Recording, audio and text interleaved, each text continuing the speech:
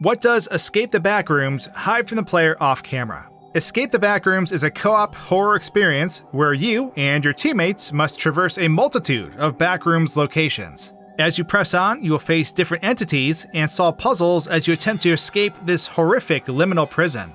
Today, we'll be taking a look out of bounds in search of things we're not usually supposed to see. Like, did you know the Howler is actually always present on level 0? Or even a secret inaccessible room in level Fun. And what happens when you get behind the monsters and run for your life? We'll also be breaking the game a bit as we go, so I hope you enjoyed today's look behind the scenes of Escape the Backrooms. Now, because each of these areas contain unique entities and puzzles, I'll be recapping them as we go, starting with level 0. So the very first level we complete is the lobby, and within it is a seemingly endless maze of these faded yellow walls. We must make our way through these winding halls until we find a broken ladder, and after putting it back together, we will obtain a key used to reach the exit. Also, after a few minutes, this level's entity, the Howler, will start appearing on the map, giving chase whenever it spots you. Before you can exit this level, you must locate the locked door and then cross the pitfalls without losing your balance. Falling into these holes will drop you onto the second layer, where you will ultimately need to locate a separate exit. But now let's rewind time and take a closer look at this level. So first off, I want to see what the player model looks like from another angle. And well, let's just say we didn't enter level 0 unarmed. The player's right arm is completely missing, and there's a floating set of arms directly in front of our torso. When the player is sprinting, these arms will actually retract upwards above our head, and it's pretty funny looking. Although I probably don't need to mention it, we are also missing our head, making us the scariest monster within this maze. Of course, the removed head and the arms in front of us are for the first-person camera, so we can get a perspective of our arms during certain movements. Next, let's take a look at the entirety of this map from an aerial view. And in doing so, we'll find that it's not in fact infinite. This map is pretty massive though, especially considering there are 2 layers for the player to explore. Looking at them from the side really gives you perspective on how large this area actually is.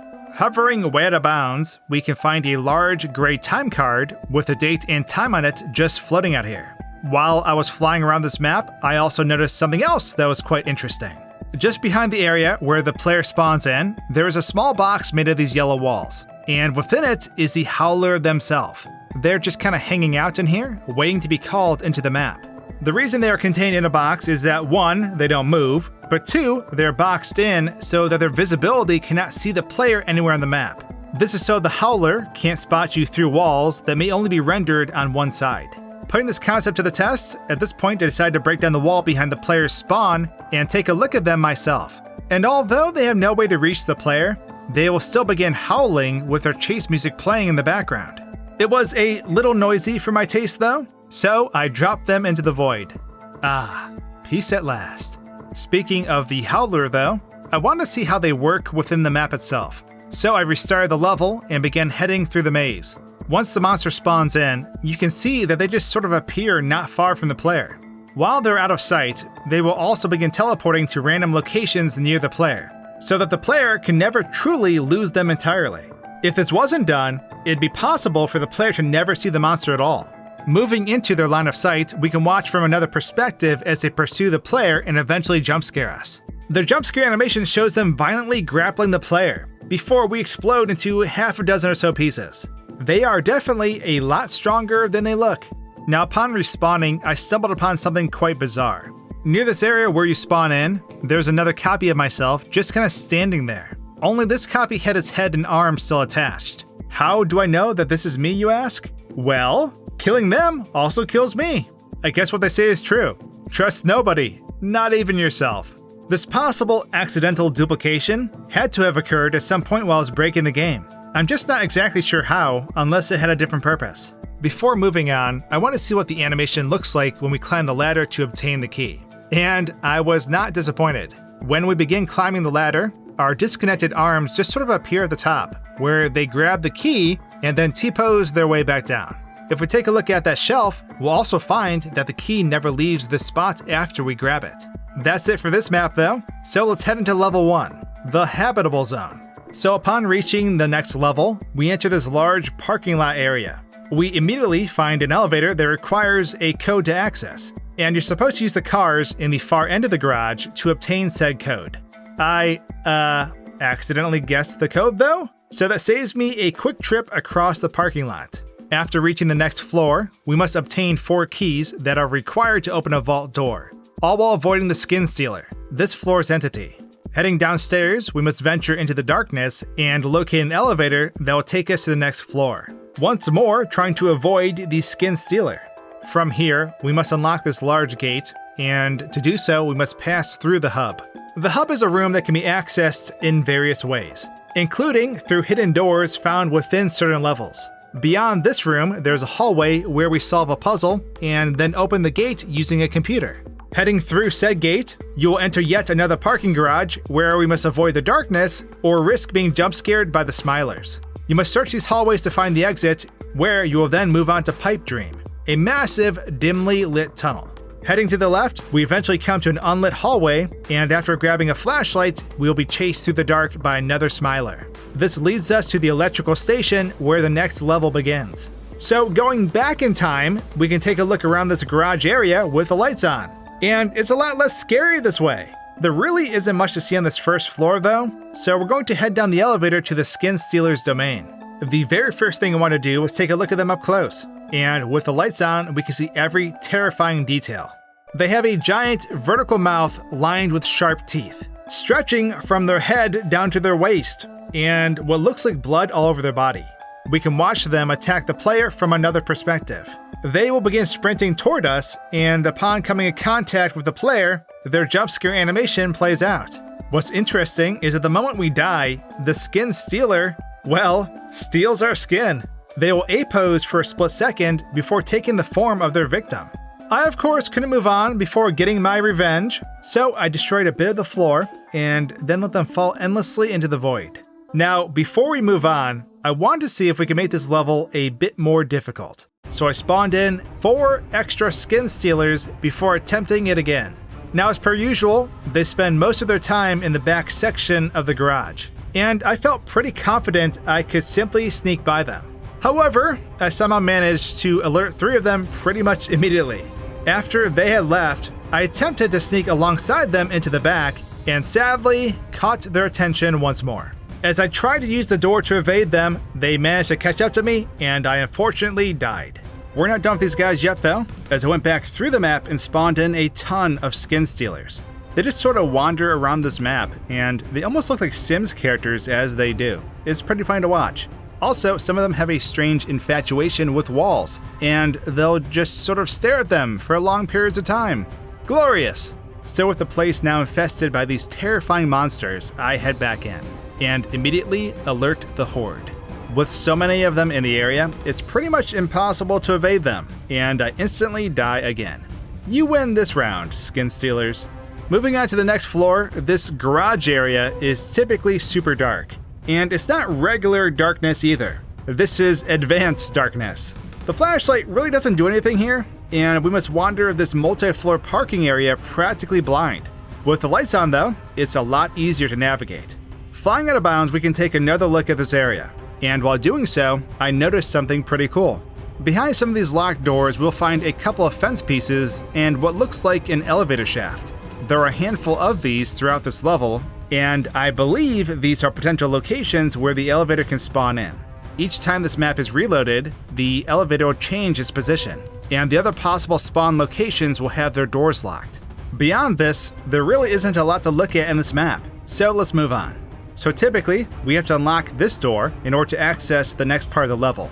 But ain't nobody got time for that. So we destroy the door and then head into this large parking area. Now typically, this area has flickering lights and a bunch of smilers just staring you down. But because we never used that switch to open the door, we've broken the game's usual sequence of events. That means we can explore this area safely without having to worry about smilers. We can also walk upstairs and check it out, and only after breaking the game this way did I realize that this was an explorable part of the map. There are a couple of hallways up here and a few doors as well, but none of them lead anywhere. I later learned that these smilers are also incapable of accessing this ramp, and if we can make it up here during regular gameplay, we'll be completely safe. Now, if we wanted to, we could locate the exit door and proceed onto the next level. But before doing so, let's backtrack and take a look at the hub. So after heading through that smaller door, we enter a completely separate map. zooming out, we'll see that this hub area is actually a lengthy S-shaped tunnel. We're unable to explore beyond this main area due to some invisible barriers, but if we move the player beyond them, we can take a look for ourselves. There is nothing over here on this side though, so I decide to head to the other side, where I found that this section actually extends just beyond the tunnel. There's a small bit of road sticking out here, with 2 road signs on either side. And we can also see that the entrance itself is encased in brick. Now, if we take a look underneath that security room, we will actually find an isothermal container. It's a small cylindrical container with wheels, and 2 containers of acetylene right beside it. I don't remember encountering this during my playthrough of this area, so I'm not exactly sure of its purpose. If you guys know what this is, let me know in the comments. Also in the void, we'll find a small piece of what looks like roofing or flooring of some kind, with a hole punched out of the center. It's just floating out here not far from that container. And once more, I'm not sure what this is for. Now within the main tunnel area, we'll find a handful of doors, and they can only be accessed after being unlocked in their respective levels. Taking a look out of bounds, we'll find that most of these doors lead to a small room. It's actually really cool taking a look at these rooms from out here, as they're each themed after the level they grant access to.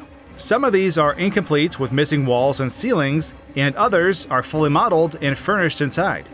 So when we enter the security area and turn the lights on, we'll see an area similar to level 0 just beyond this window. Entering this area, with the lighting effects turned off though, we will see that before we turn the power on, the level 0 area simply doesn't exist. This window leads straight into the void, and we can even see the tunnel in the distance. The moment we turn the power on, it will seem to magically appear out of thin air. This area does in fact have walkable ground though, so if we move the player inside, we can take a look around for ourselves. That's it for the hub though, so let's open the gate and head back to the parking garage area. So now that the gate has been opened properly, the Smilers are now spawning as intended. It's a bit harder playing through this portion of the game with the lights on though, as we can't see when this garage goes dark. We can, however, take a closer look at the Smilers, and they are super creepy looking. They almost remind me of the SCP-087 face, or even the Smile Dog. We can also watch from another angle as they jump scare the player, and as you can see, they sort of just duck downwards and then leap onto our model. But now, let's mess with our creepy, grinning adversaries. I feel like escaping them on this ramp wasn't enough, and instead we have to get rid of them for good. So I deleted a bunch of the floor panels within this map and then planted myself directly in the center. My plan was to lure them towards me and then drop them into the endless void. But fate had other plans. They begin heading towards me and fall into the hole, but they manage to get close enough to my player controller and they trigger a jump scare. They're currently in a freefall, so the animation does not play out, but we still die anyway. But we're not done yet! We can build our defenses stronger! We have the technology! This time I went to the very far side of the garage and cut out a large section of the floor. Hypothetically large enough that they will be incapable of reaching the player. So I put myself on this little island of safety, and they come after me once again. This time we are successful, and they begin falling into the vast nothingness of space. They fall far below this map, and at this point I believe I've beaten them for good. However, one of the Smilers somehow managed to get behind me, and the moment I touch this wall, I get jump scared. I was not expecting this to happen, and it gave me a pretty good scare. So in my desperation, I did the only logical thing I could think of. I summoned a few dozen more Smilers. Ironically, this was the only method of stopping them that worked, as loading too many of them at the same time seemed to break their AI. Because of this, they're unable to follow me, and I can even walk through them without getting jump scared. Welp, I guess we'll call it a draw. Now, let's take a quick look at pipe dreams. The moment we exit this parking garage, we find ourselves within a massive tunnel. This thing is incredibly large, and it stretches way into the distance. I honestly felt like it would never end during my playthrough, which is pretty on brand for the Backrooms. If we head down the right side of the hallway, reaching a certain point will spawn in a Smiler. Unlike the others though, this one is actually fully modeled with a completely black spider-like body. This particular Smiler will only pursue the player as long as they are trying to enter this side of the tunnel, and we can watch as they load and unload as we hit their trigger. Moving the camera beyond this trigger, we'll see a small orange room with a ladder inside. This is actually the entrance to a level called Fun, which we will access a bit later in the game. For now, it is simply an empty hallway, and cannot be used even if we move the player over here. What's kinda interesting is that while I was over here, another Smiler spawned in and began heading towards me. I hid inside this little room, and after passing me, they actually just left the map entirely. endlessly running into the empty space. So now it's time to mess with this creature a little bit, only this time I wanted to make them far more menacing than before. So I spawned in a ton of them all at once, and because they're moving as I did, it resulted in this horrifying centipede. They're truly a thing of nightmares, and the sound they made was equally terrifying. Have a listen. They continued to crawl their way towards me, and it was incredibly intimidating watching this beast approach. When they finally reached me, they began a chain of jump scares. One after another, they lunged forward, and they even split into 2 separate centipedes at one point. Then they continued on, searching for their next victim. But with that brings us to the end of these first areas in Escape the Backrooms. So after completing Pipe Dreams, you find yourself at the entrance to the electrical station. This is an abandoned electrical facility that is full of winding brick tunnels and lethal hazards. And as you progress through each substation, the danger only increases. This level is pretty large and full of dead ends, which only makes it harder to escape the horrifying entities within. So let's do a quick recap of everything that takes place inside this area. So upon loading into the level, we come to a locked gate. And just beside it is a breaker box showing which parts of the station have power. A door opens behind us, and from here, we must make our way through this labyrinth of tunnels, turning on breaker boxes in order to finish the level. After the first 3 boxes have been turned on, we can continue to the next substation, where we will have our first encounter with the Hounds, this level's entity. We can blind them with our flashlight temporarily, and doing so 3 times will result in them running away. We must also be careful not to step in the puddles that are charged with electricity, as they will immediately kill the player. After each breaker has been turned on, we then head all the way back to the starting area, where we then continue on to the abandoned offices. Okay, now let's restart this level and turn those lights on. So of course, the first thing I wanted to do was get an aerial view of this map. And upon doing so, you can see how expansive it really is. Taking a look around this map with the lights on is a pretty cool experience as well, considering it's typically so dark you can't really see anything. Now, in the second substation, we can move the camera and take a closer look at the Hound.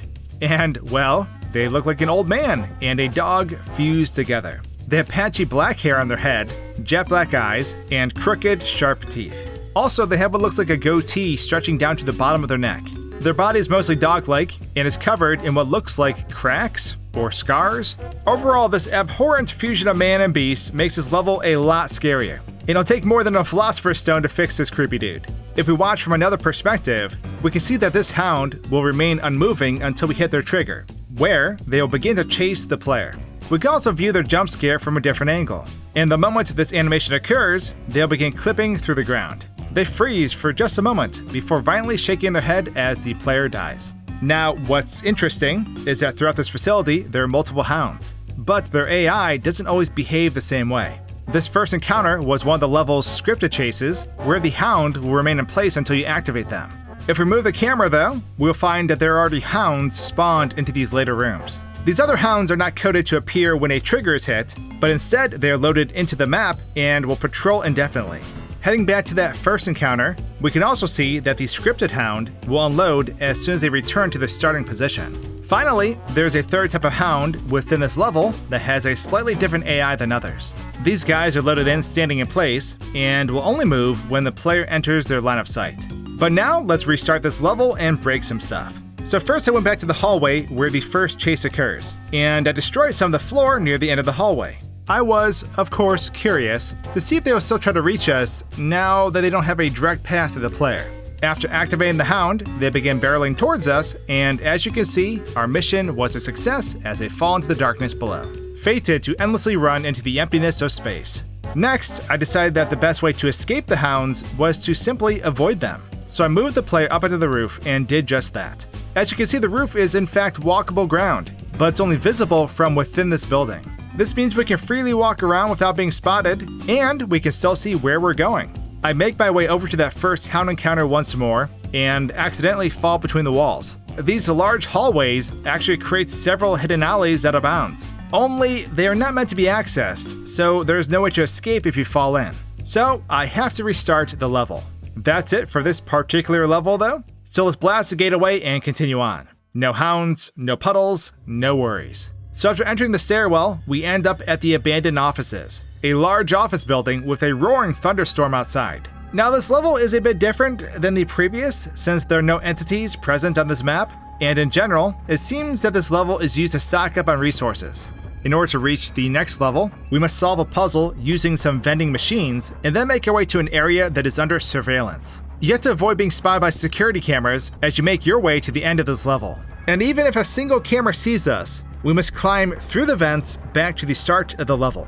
We'll also be greeted by this, friendly message. If we are successful in evading the cameras, the door will be unlocked and we can continue on to the next level. But now let's rewind time and take another look at this giant office location.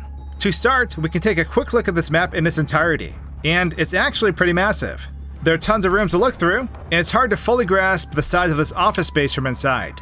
When looking through the office windows, you can see what looks like another area outside. Only, it never changes its position as we move around.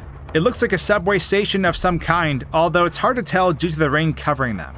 The rain effects in the subway overlay are actually applied directly to the window, which is why they are no longer visible when flying out of bounds. The windows on the other side of the room have these black boxes surrounding them, and I believe these are used to prevent the player from seeing the rest of the map, because if we delete them, we can clearly see the building on the other side. This trick is also used near the hub entrance of this map, only this time it's a single black rectangle instead of multiple smaller ones. Speaking of the hub door, if we take a look inside, we'll see that it's a small, mostly empty bit of tunnel with black barriers on either side. Something else that's pretty cool is that the screens at the end of the level are in fact showing a live feed of this map. If I stand in front of them and move the camera over to the security monitors, I will be able to see myself in them.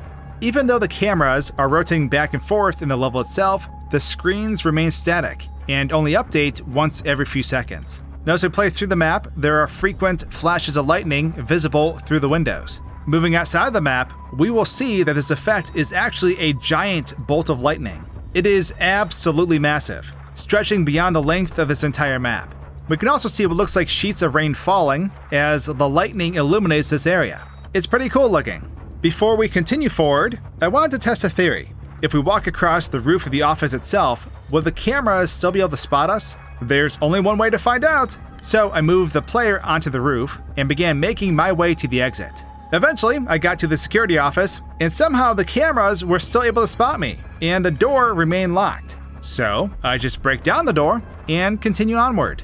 In the next level, we find ourselves in the lobby of Terror Hotel. To quickly recap this level, we start by solving a puzzle using the paintings in order to unlock the door. Equipped with a can of bug spray, we have to find the male death moths, which we then hit with bug spray to acquire moth jelly. After collecting 3 jellies, we send them down the chute in the hallway, which gives us the keys required to use the elevator. Arriving on the next floor, our objective is to obtain 7 pieces of paper that are hidden in various hotel rooms. Only this time, we're not alone. There are both a hound and a skin stealer present on this map, and we must avoid them as we go. After putting all 7 papers in their slots, we look up at the ceiling to find a code has now appeared. We use this code on door 235's padlock and then enter the boiler room. In this part of the level, we're meant to traverse the maze in order to find the exit, being careful not to alert the female death moths along the way. Going back in time, I decided to take a quick look out of bounds. It turns out that the entirety of this map is placed on top of a large square of carpet, and by deleting one of the walls, I was able to take a step outside and explore these out-of-bounds areas. While exploring out here, I stumbled across 2 lamps that aren't attached to anything, just kind of floating beneath the top floor. There were also these red carpets that extended outwards from the ballroom doors. That's it for stuff out here, so let's head back into the map. So when we obtain the moth jelly, it is put into this wooden chute and is then lowered downwards. But I was curious how this worked behind the scenes. As you can see, the moment we press the button, it is moved down through the floor, where it then comes to a stop. After a brief moment, it just magically turns into a key. It then rises back up, where we are then able to grab it. There's really not much to look at on this floor though, so let's jump ahead. So the first thing I noticed here is that this map's design is a bit more interesting when viewed from the outside. Just like the previous area, this entire map sits on a flat plane that is textured with the hotel's carpet. Only, this level is not floating alone in the void. Instead, this area is surrounded by a massive white cube. There's also this large brick tower connected to the hotel's exit, and it stretches quite a ways into the sky. Taking a look inside it has a winding staircase that leads all the way up to the top, but it simply leads to a solid wall. Just outside this wall, there's a large black cube similar to the ones used to obscure the windows. Now, something that I didn't mention previously is that the game has a sandy bar. And when it gets low, you'll begin to hallucinate and see what I believe are smilers. As I was exploring this level, they begin appearing around my player. And here, you can see from another angle what this looks like.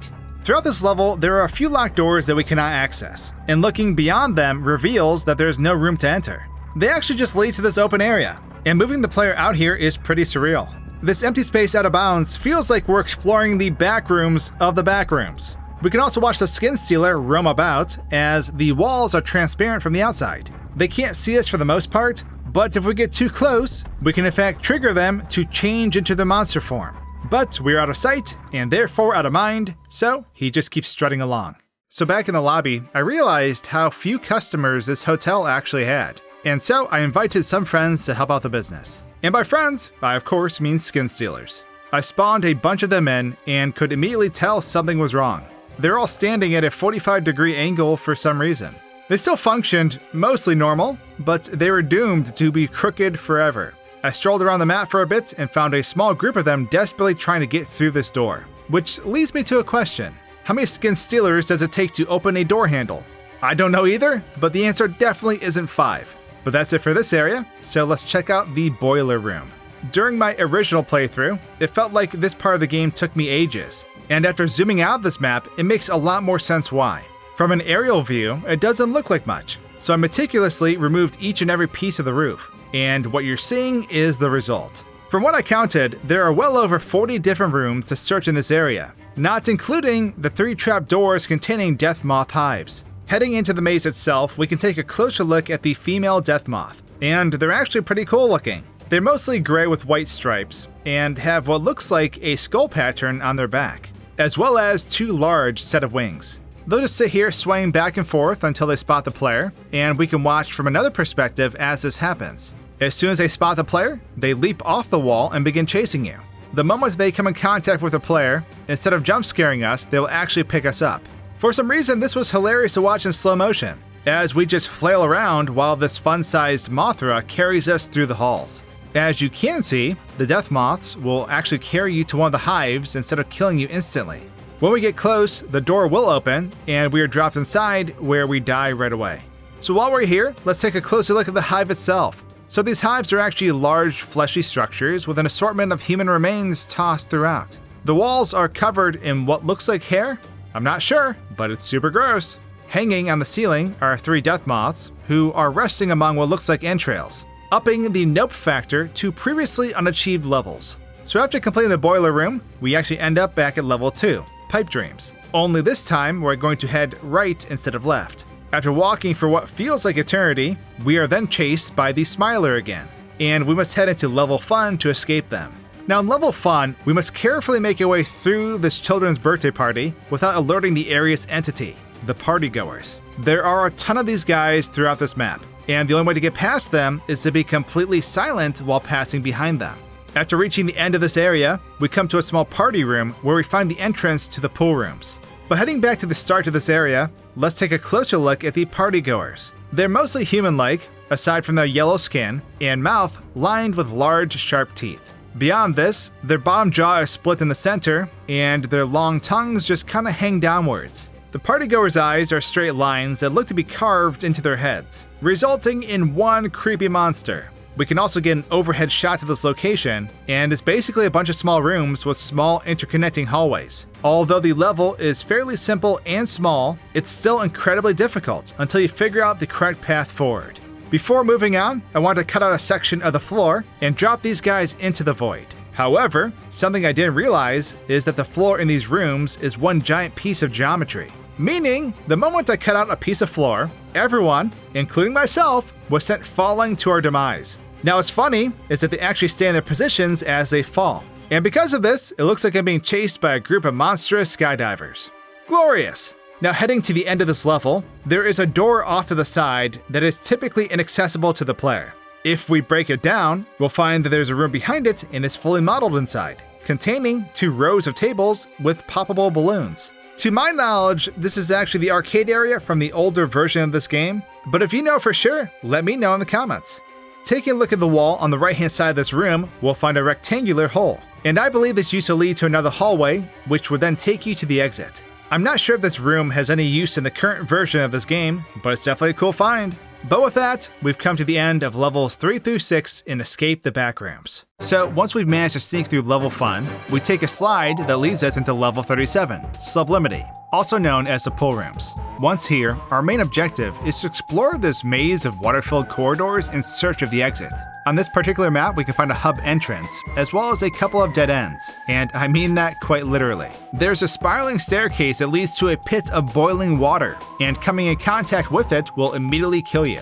There are also these dark tiled rooms that will slowly kill the player if they remain inside for too long. After exploring a bit, we'll come to a room with a small rectangular pool, and just beyond it is this level's exit. Now heading back to the start of the level, I decide to take the camera around and explore a bit more of this area. If we move the camera up and out of the map, we can see that these little vents near the beginning of the level actually lead outside of the map. Taking a look between the roof of this maze and these small rooms though, we will find this strange empty space in between.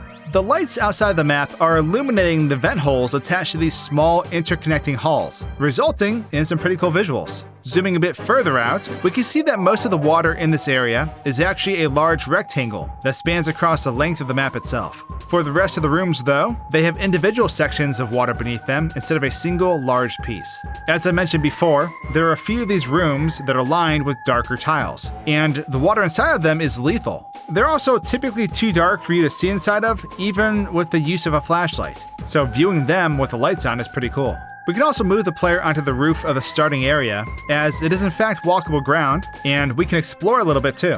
It's pretty cool seeing the vents from up here, as they each have a bit of steam rising from them, and we can even drop down inside of them if we wanted to. There's not a ton to see here, but before moving on to the next level, it wouldn't feel right spending some time at the pool without a good old-fashioned cannonball. So I run as fast as I can before jumping into the pit of boiling water below, and as you can see, the moment I hit the water's surface, I explode into half a dozen pieces.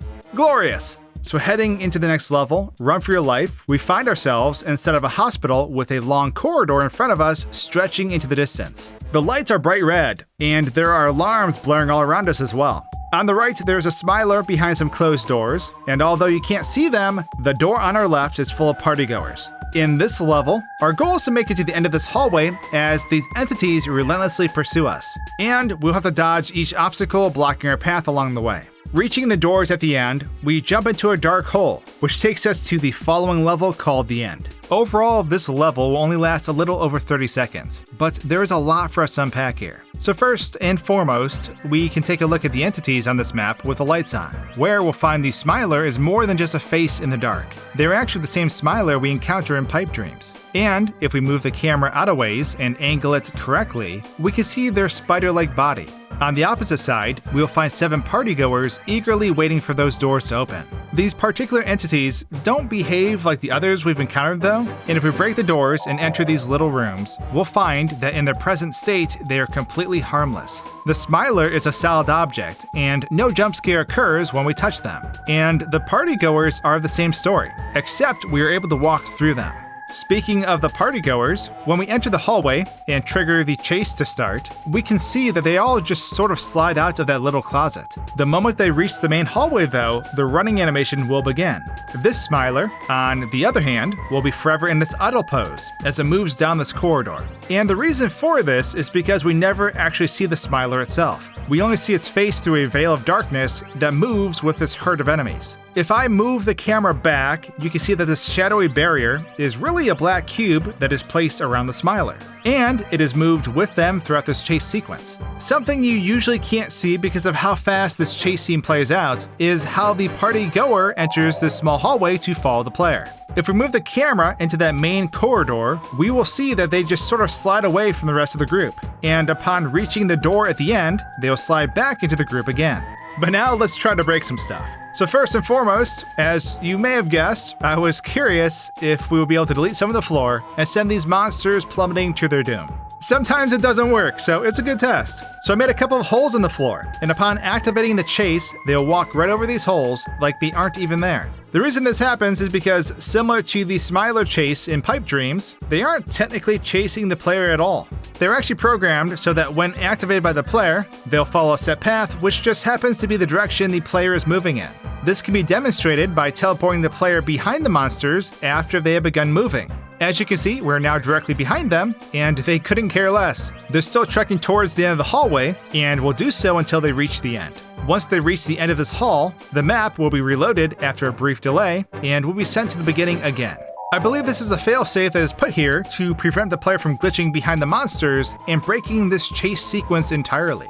Now, while I was messing with the game a bit, I realized something strange had taken place. For some reason, when I began walking through the level, the monsters, didn't activate? So I was free to explore this area without being chased, and it's definitely a bit strange considering you're usually only here for less than a minute. While climbing over this mess of furniture though, I managed to get stuck on a medical cart and couldn't break free. And because of this, the game sound got super glitchy. Have a listen. At the end of the hallway, we can take a look at the hole we're meant to jump into, and because the lights are on, we can actually see the bottom. What I find pretty interesting though, is that if we jump into it at this point, we will simply hit the ground and nothing happens. So I have to restart the level. Finally, before heading into the next level, I decided to shrink the player down and see if we could complete this chase. As the sequence begins, I am running for my life. And what's really funny is that because we're so small, we're actually able to fit underneath some of the furniture, meaning we don't even have to go around it. And after an adrenaline-pumping chase, we reach the door and load into the next level. So in the level, The End, you load into a mostly empty library that is lined with wooden shelves. This area's entity immediately makes his presence known as it wanders blindly in search of the player.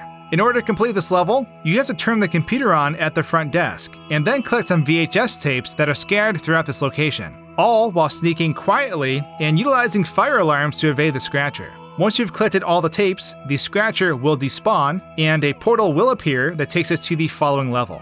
Restarting the level, we can take a closer look at this level's entity, and they're definitely pretty menacing. Their body is a grayish color, and they have long, lanky limbs extending from their elongated torso. They are made even creepier by their glowing red eyes and lack of a mouth. It's pretty unsettling watching them move, as their body constantly shakes and contorts with each step. Taking a look outside the map, there are a couple of interesting things to check out, including these two squares floating in the void.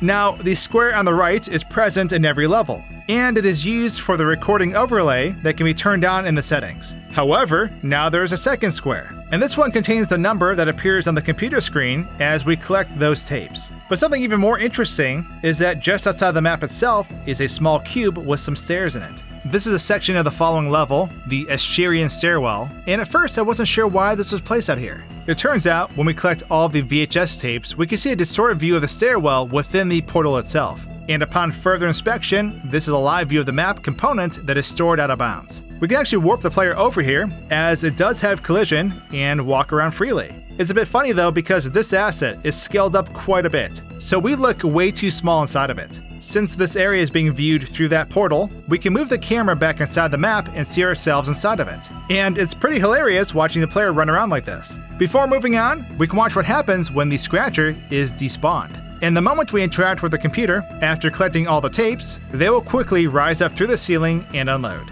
So upon entering the Escherian Stairwell, we find ourselves on the first floor of this massive spiraling staircase. Our goal is to continue climbing upwards until we reach a floor that is labeled 94, where we will then jump down the center of the staircase, leading us to the next level. This location is pretty simple, and there are no entities present to worry about, but I was really curious how this map worked behind the scenes. So if we move the camera out of bounds, we'll see that the map itself is a large tower floating in the void. The stairwell itself starts off at 11 floors tall, and with each floor you climb, we can see that the tower expands upward by another section. This will supposedly continue infinitely, with each floor beyond the 99th being loaded in with an infinity symbol. Something I found pretty cool is that if we teleport the player directly to the top of the tower, we can walk around up here without the next floor loading in. However, if we drop down into the staircase and then take a look up above, we'll see that even more floors have loaded in separately from the rest. To my understanding, the way this works is that each section loads in 10 floors above you.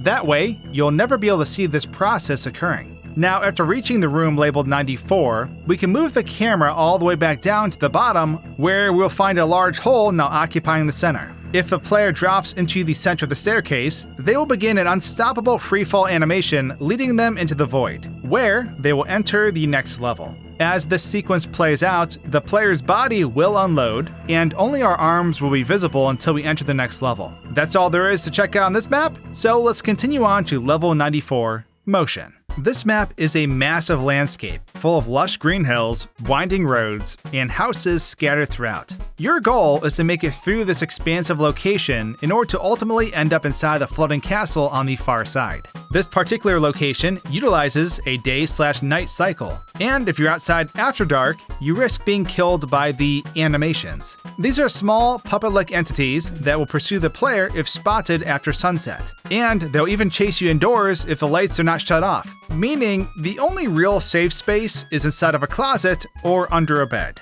Throughout this map, you can also find a handful of trucks that, when entered, will take you closer to the castle, saving you a fair bit of time. Upon reaching the castle, we climb up a rope and end up inside of what looks like a funhouse of sorts. We solve a puzzle here, and then enter a larger, mall-like area with a roller coaster, where we will find the animated king, this level's boss. He will attempt to attack you from all directions, and you must look directly at him in order to prevent him from reaching you.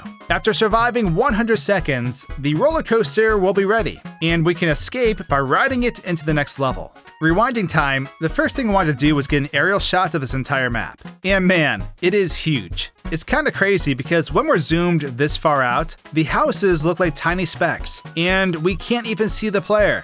Moving the camera to the end of the level, I was curious what the castle looked like up close. And as you can see, it is completely empty inside, except for this large black cube floating just above the floor. While I was over here, I tried teleporting the player inside, but we're only able to stand on top of the castle, and the collision mesh doesn't line up exactly, so we're just kind of hovering above it. So after night falls, if you leave the lights on in the house you're currently hiding in, the animations will break in through the front door. If we move the camera outside the closet while we're hiding, we can get a good look at them too. As you can see, they are childlike wooden puppets that look to be wearing Boy Scout uniforms, and they'll just sort of stare out of the window until the sun comes up.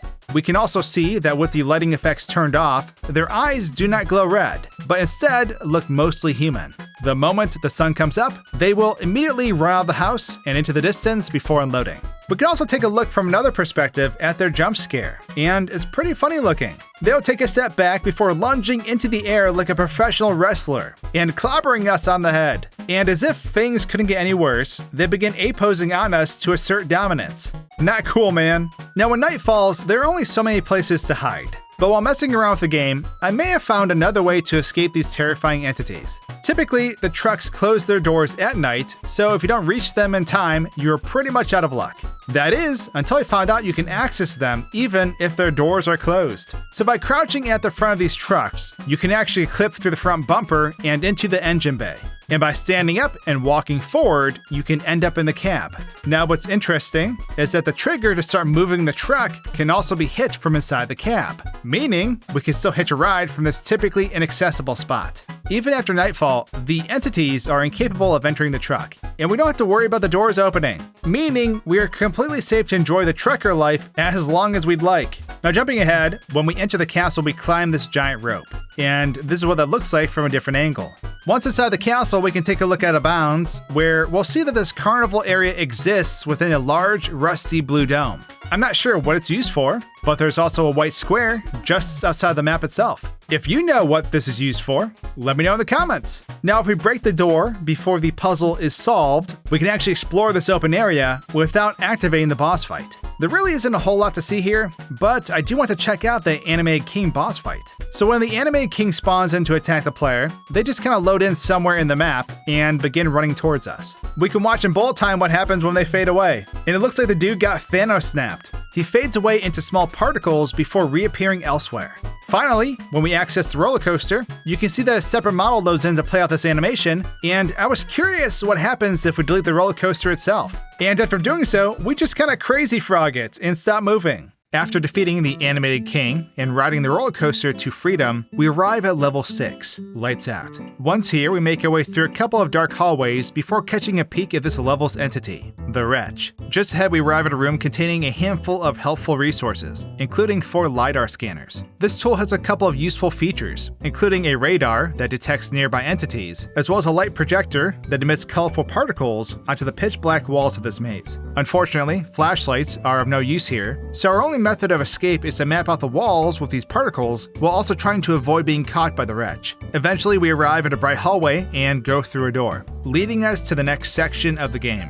Heading back to the start of this horrific labyrinth, we can see that the roller coaster we rode in on is still up on the tracks behind us. This entrance area extends slightly outwards before coming to an end, and the back wall is hidden by this shadowy block. And speaking of darkness, if we take a look at the no flashlight zone with everything brightened up, well, it's still dark. Unlike the other dark areas in this game, all the walls in this particular maze are completely black and cannot be lit up by other light sources. However, if we add a light source beneath the map to illuminate this labyrinth, we'll be able to see the insides of these hallways with the help of environmental fog. Although everything within this area is still pitch black, we will be able to see the silhouettes of various pieces of furniture as we look around, including this, floating cabinet? I'm not sure why this is here, but it probably went unnoticed due to the lack of visibility in this area. As for the dots created by the LiDAR scanner, they appear to be solid colored decals that are projected onto the walls, and a blooming effect is applied to them, which results in this cool visual appearance. Now, heading out of bounds, there is a large gray plane above this maze, meaning we can see the entire layout of this level from down below.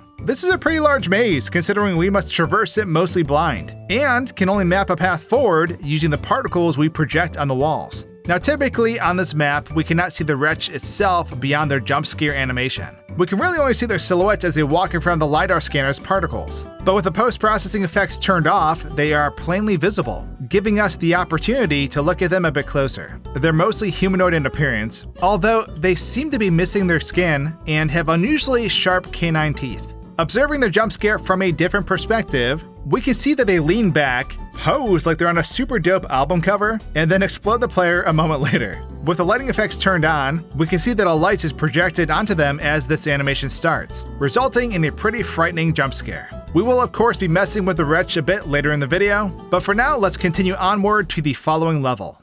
After navigating this maze, we arrive at level 7, Thalassophobia. In this level, we find ourselves in a flooded house that appears to be floating atop a massive body of water. There are a bunch of other houses in the distance, and we can travel to them using this small wooden boat. Our goal in this location is to row our way through the fog, searching these homes for supplies, and eventually coming across a lighthouse near one of the homes. We put on a diving helmet and then drop into the water using a shark cage. Now, this cage is made to protect against sharks, and not whatever the heck that thing is. But we're lucky enough to drop beneath them just in time. From here, we're meant to swim out of the cage and into the cave system, where we will arrive at the next location. So after restarting the level, I decided to get an aerial shot of this massive ocean, and that doesn't even begin to describe it. Zooming all the way out, we can see that the sky and clouds are textured on the inside of this giant sky dome. And by the time we reach the walls of this dome, the houses we usually explore look like a few grains of rice at this distance. Taking it a step further, we can fly beyond the walls and get a good look at this dome from the outside. Playing through this map, you would never guess that the entirety of level 7 takes place in one half of the Death Star.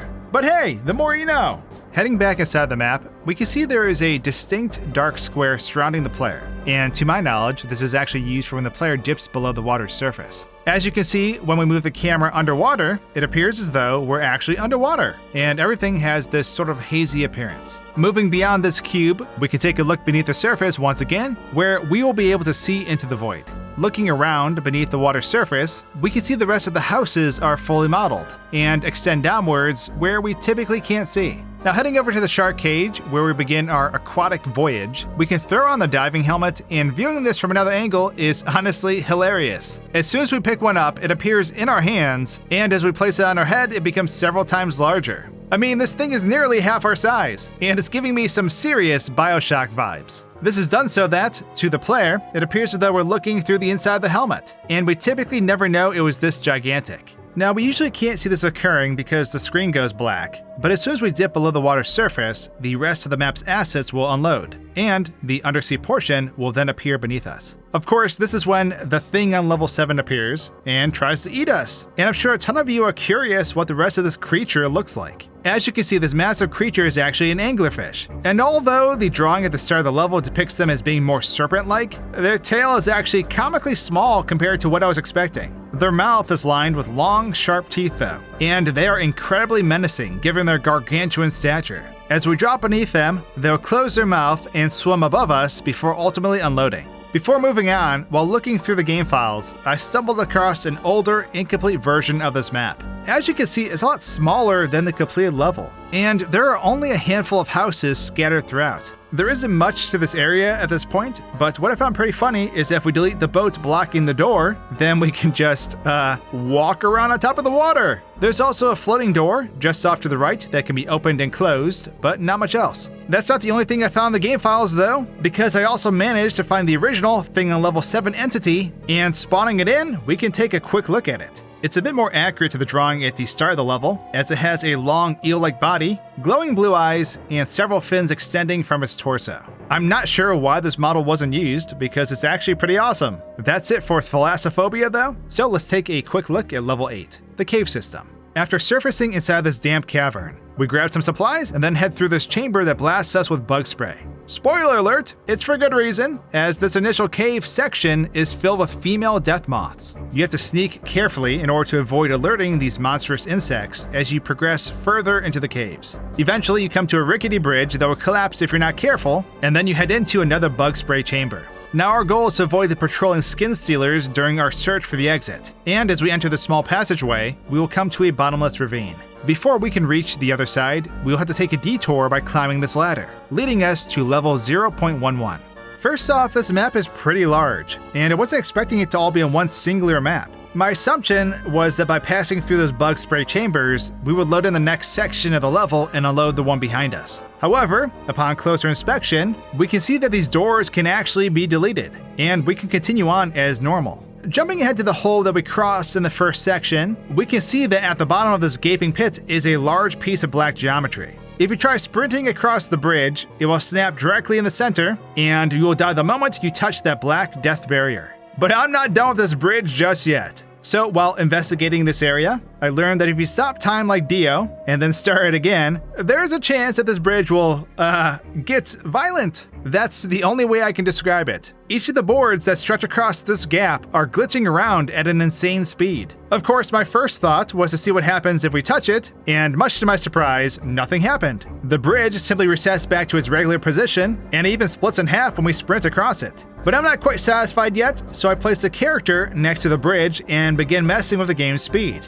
And the instant the bridge begins glitching out, we're sent flying backwards. What's crazy is that we were hit hard enough by these boards to glitch into the floor, and when walking forward, we drop down out of bounds. But that's not the craziest part, because when we fell through the level, all of this map's entities fell with us. Yes, all the death moths and skin stealers were thrown into the eternal darkness alongside the player. That's how strong this thing is. The monsters in this level are dangerous, but this bridge is without a doubt the scariest entity here, man. And because the third time's a charm, I make one last attempt at crossing, only to be spiked into the void like a volleyball. Yikes. Now at the end of this level, we are typically unable to cross this gap due to an invisible barrier. But if we teleport the player to the other side, we can completely skip ahead to level 9. But before doing so, let's take a peek at level 0.11. So after climbing the ladder, we arrive at a map that's similar in appearance to level 0. And heading forward, we arrive at a small section of what I believe is level 0.2. Here, we must use a set of lights to obtain a code used for a locker. And,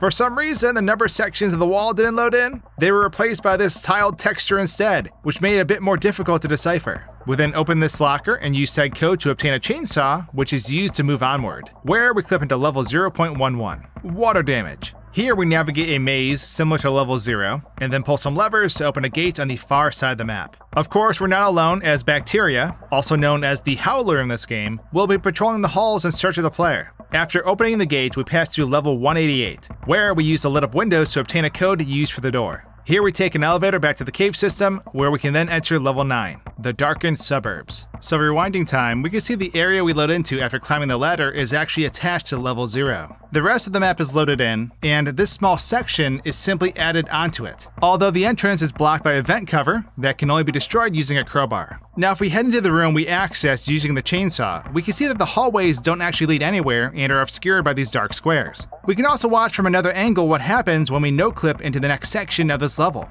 As you can see, the moment this is triggered, the player's model unloads and the next level loads in. Moving the camera out of bounds, we can see bacteria is once again stored in a box out of bounds, although this is not the same entity we encountered previously. As you can see, when this bacteria is moved into the map, they will patrol these hallways indefinitely instead of teleporting around the player's location. So something you may notice is that when looking at the map from an aerial view, level 188 is not currently present. Even if we teleport the player beyond the steel gate at the end, the door can be opened, but it does not lead anywhere since this portion of the level is not yet loaded in. It's a bit hard to see, but the moment we pull the 4th lever, this area will load in behind that door. Although, there is a black border around it, which is why you cannot see it. We can delete these black rectangles though, and view things from out of bounds. Though they appear to be modeled inside, only a couple of these windows lead to an actual room. We can stand inside of them as they do contain walkable ground, but looking at these other rooms, well, they don't actually exist. They're just projections that are overlaid on top of the window itself, and they move with the camera's position to simulate a 3D space. This is typically done so that the developer does not have to fully model a room that the player would usually never be able to access. That's pretty much everything of interest I found here, so let's jump ahead to level 9, the Darkened Suburbs. So we load in on the sidewalk of a foggy suburb in the dead of night, and after exploring a bit you come to the entrance of the abandoned outpost. From here, your goal is to enter the homes that are highlighted on the screen and activate the security terminals that are inside.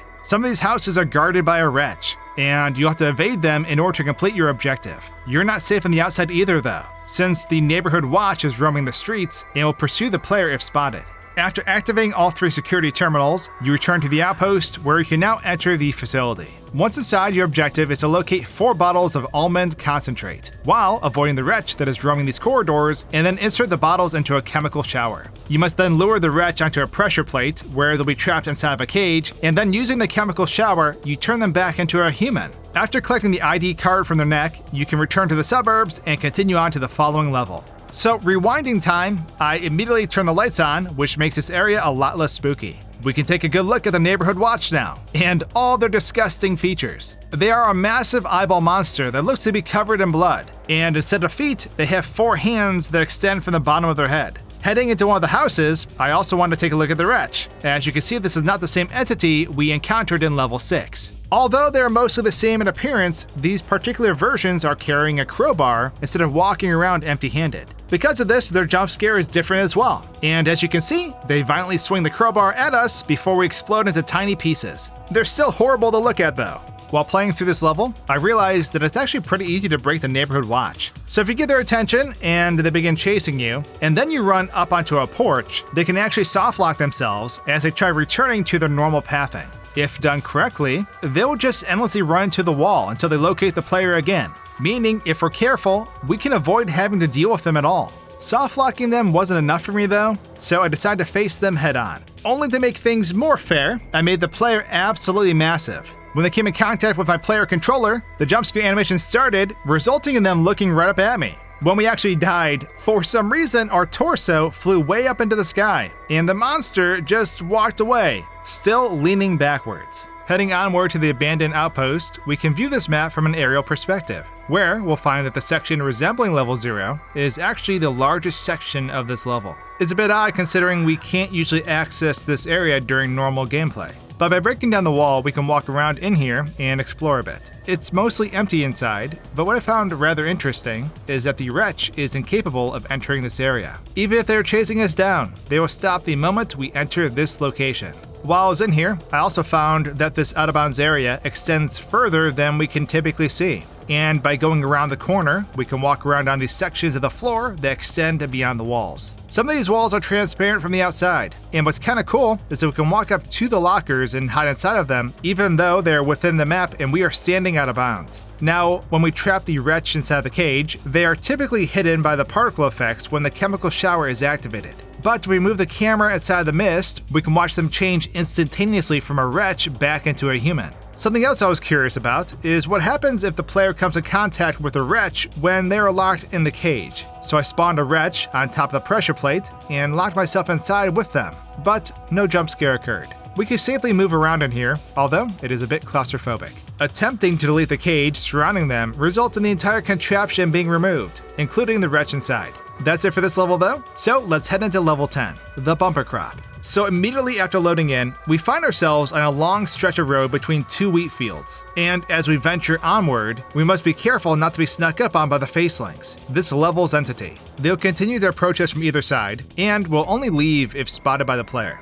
After reaching the barn at the end of this road, we will then have to walk through several long stretches of this dense field, following the lights on the windmills and turning them on as we go. We're not in the clear yet though, because facelings, wielding chainsaws, will begin hunting us down through these crops. Eventually we come to a large parking lot that leads us to level 3999, the true ending, where upon entering this arcade area and walking down a hallway, we reach the current end of Escape the Backrooms. Now jumping back a bit, we can take a look at this massive farmland from an aerial perspective, and it's definitely one of the bigger maps in this entire game. The wheat fields we travel through to reach the arcade are lined with various sized fence-off sections, and from up here you can see exactly how this area is laid out. It's really not that difficult of a maze, but the wheat and chainsaw-wielding monsters definitely make it a bit harder. Something else I wanted to check out was this blocked off section near the barn, and where it potentially leads. We can see that behind these logs there is a hidden pathway, but we are unable to reach it under normal circumstances. If we delete these logs though, we can freely walk beyond it and explore this out-of-bounds area.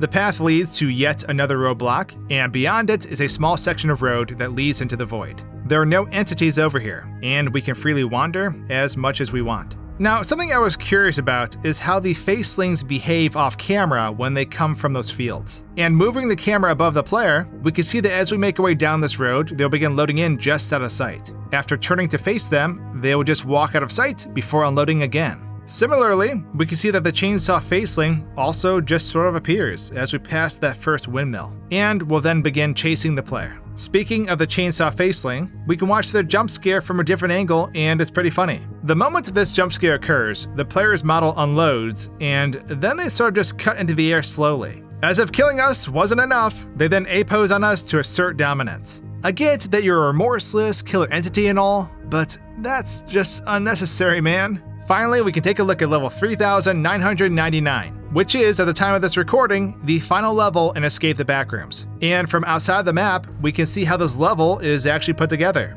There's a large checkered floor that extends outside this main lobby area, as well as the hub entrance just off to the left side. We can also see this expansive hallway that lights up in the final cutscene, but I was curious what exactly was down those halls. Teleporting the player beyond the trigger for said cutscene means we can explore this area unhindered, and it's actually pretty cool walking around back here. This main hall itself comes to an end, and there's nothing back here but some more empty hallways. And with that, we finish this look behind the scenes of levels 12 through 22 in Escape the Backrooms. Although that's everything the game has to offer currently, the developer is still releasing frequent content and updates. So make sure you subscribe today for future coverage on Escape the Backrooms and much, much more. Thanks for watching, and cheers.